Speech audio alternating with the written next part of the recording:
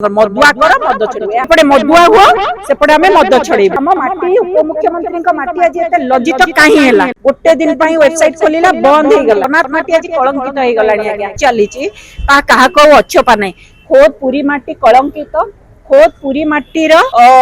माने जे हारिहारी होइतवा विधायिका राज्यर उपमुख्यमंत्री बार बार पुरी माटी तांको पई कलंकित लज्जित अनुभव करू जगन्नाथ माटी आज कलंकित हे गलानी आज्ञा आज्ञा जिते आप पुरी को समस्त नजर पुरी उपर थाए जगन्नाथ महाप्रभु अच्छा जगन्नाथ को माटी समस्त फोकस पुरी उपर थाए आज किंतु आप जदि देखिए जो कथा कहते पुरी रे गोटे सरकारी योजना ना पहुंची पारुची ना कौन सरकारी कार्यक्रम ग्राउंड जीरो पर्यंत जाऊँगी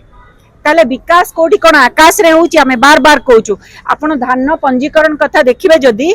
25 तारीख दिन निमापड़ा रे धान पंजीकरण आरंभ भी है बंद भी गला ता पूर्वर माने वेबसाइट खोलू भी नथिला एटा होची उपमुख्यमंत्री माने हारिहारी होइतिया विधायिकांकर उपमुख्यमंत्री तांकर एटा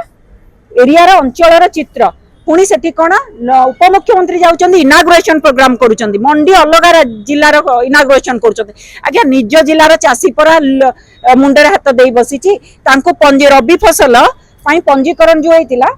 सेठी मगा जाउची हाथ गुंजा गोटे दिन पई वेबसाइट खोलिला बंद हे गला ये होची उपमुख्यमंत्री जिला उपमुख्यमंत्री निज अंचल स्थिति पुरी रे 70% लोक रबी फसल जो चाष ऊपर निर्भर करती आज्ञा उपमुख्यमंत्री कथा कौन कहबा गोटे लोक प्रतिनिधि तांकर परिवार आ से निजे समाज पाई गोटे उदाहरण सृष्टि करती एबे गोटे विवादीय फोटो बुलुची ता उपरे उपमुख्यमंत्री निज अंचल लोक माने बहुत लज्जित अनुभव करुचंती बहुत कोभरा से हृदय हो जाइए आम अंचल आज एते आम माटी उपमुख्यमंत्री माटी आज एते लज्जित कहीं है तेणु जो विवादीय फोटो गोटे लोक प्रतिनिधि जतबले लोक प्रतिनिधि जनप्रतिनिधि बा तांको परिवार समाज पाई गोटे उदाहरण सृष्टि करे समाज रो गोटे विराट बड़ उदाहरण तेणु निश्चित भाव में उपमुख्यमंत्री महोदय जदि बुल्लारू समय पाइले गुजरात अहमदाबाद आसिले से जो फोटोशूट रो फुर्सत पाइले आपण अंचल प्रथमे आपण विधायिका तापर उपमुख्यमंत्री हारिहारी विधायिका बहुत कष्ट भूली जातुनी भूली जाऊँ आम मन पकाचु मु तो बार बार मन पकाउची विधायिका आसन टाक संभालतु विधायिका आसनटा रहिले ही उपमुख्यमंत्री रहिबे प्रथमे विधायिका तापर उपमुख्यमंत्री तेणु बिल्कुल ना एआई फोटो नुहे सी शुणु जो मद निशा द्रव्य को निशा मुक्त ओडिशा कथा कह जाइतिला आमे कहूनु से फोटो उपरे मते मंतव्य देवा को लज्जा अनुभव होउची किंतु मु कहूची ता उपरे सठिक तदंत हो सठिक कार्यानुष्ठान निया जाऊ आ सठिक मंतव्य आसु से फोटो तांकरी लोक ही अपलोड करछन से निजे मध्ये अपलोड करिथिले तेनु ये होची निशार कमाल लाग्या निशा जो सत्ताधारी दल जो गेरुआ चित्कार करिथिला में निशा मुक्त ओडिशा करिवो आसी निशा युक्त ओडिशा कर देले आज्ञा निशारु जो कर आदाय हबो एथिरे डी एडिक्शन केंद्र खोलिबे माने एपटे मदुआ हुआ सेपटे आमे मद छड़ेबू 0.5% डी एडिक्शन पई रखिचंदी निशारु निश्चित भाबरे मु कौन कहली निज अंचल